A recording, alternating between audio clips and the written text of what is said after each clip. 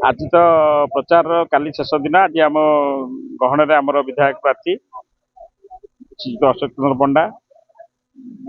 विधायक सांसद प्रार्थी तो आसीपारि ना कार्य व्यस्तता बहुत अच्छी किंतु पिता जो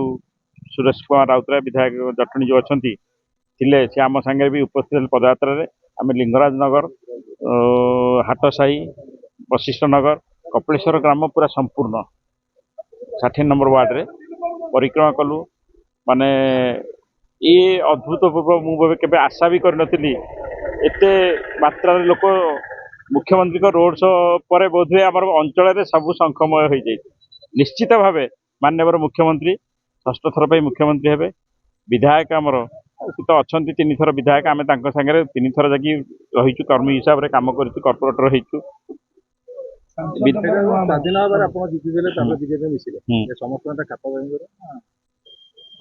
मु स्वाधीन तो लड़ी सत कि विजु जनता दल ठू अलग हो भावे मोर परिचय छात्र जीवन 1995 मसीह मु जनता दल सांगे विजु जनता दल नुह जनता दल सांगे आम छात्र जीवन राजनीति आरंभ कर अन्य कौन दल को आम जाइनु भी आज जाए यही विजु जनता दल भी अच्छु आज जाए तार कार्यपंथा आम गोटे दाबी रखू माननीय मंत्री पाखे विधायक होगी आसतु 5T अध्यक्ष को आम आसी आम 5T अध्यक्ष पाखे भी रखू आम कपिलेश्वर मंदिर पारिपार्श्विक उन्नति केमती हम यहाँ आमर मुख्य दाबी रास्ताटी केमती हम रास्ता तो आम लैंड एक्विजिशन मुझे जड़ित 4टी प्लट एपर्यंत हो जाए आहरी 2टी प्लट लेखालेखि होगी सब थुआ जाए कार्य भी आरंभ हम आ 2टी प्लटर कार्य इलेक्शन सरू सरू बोधे 25 तारीख पर निश्चित रेस्टी हम से प्रक्रिया केमती आहरी त्वरान्वित हम यहाँ निश्चित 5T अध्यक्ष पाखे आम दाबी रखू आ कपिलेश्वरवासी हक हासिल कर